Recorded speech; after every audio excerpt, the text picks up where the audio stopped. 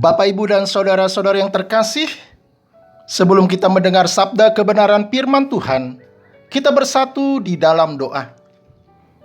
Anugerah dan damai sejahtera yang dari Allah Bapa kita dan dari anaknya Tuhan Yesus Kristus kiranya menyertai saudara-saudari sekalian.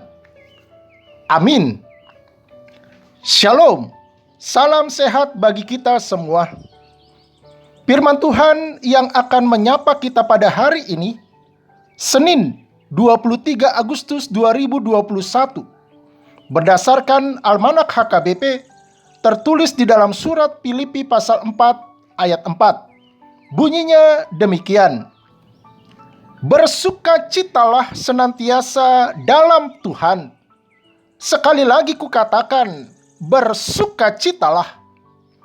Marlas ni roha mahamu toktong di bagasan Tuhani. Huulahi ma mandok. Marlas ni roha mahamu. Bapak, Ibu, dan saudara-saudara yang terkasih di dalam Kristus Yesus, suatu kali ada seorang anak muda yang sedang bersukacita sambil bernyanyi-nyanyi. Kebetulan lewat Pak Pendeta. Pak Pendeta ini agak kepo sedikit, mau tahu kenapa anak muda ini tampak bersukacita. Kata Pak Pendeta, "Hei anak muda, apa gerangan yang membuat dirimu begitu bersukacita?" Langsung anak muda ini menjawab, "Iya Pak Pendeta, saya hari ini senang banget. Karena hari ini saya divonis dokter kanker otak." "Loh, kok kamu senang divonis kanker otak?" tanya Pak Pendeta kembali. "Iyalah Pak Pendeta, saya senang banget. Karena saya selama ini selalu diejek nggak punya otak. Nah, sejak saya divonis dokter kanker otak, berarti saya punya otak dong Pak Pendeta." Saudara-saudara, nas kita diambil dari surat Filipi yang terkenal dengan sebutan surat sukacita. Itulah sebabnya surat ini disimpulkan dalam bahasa Latin, Summa Epistolae Gaudeo Gaudete. Inti dari surat ini adalah, aku bersukacita supaya siapa saja yang membacanya bersukacita. Bersukacita oleh karena kesuksesan atau keberhasilan itu hal yang biasa. Orang yang tidak bertuhan pun dapat melakukannya.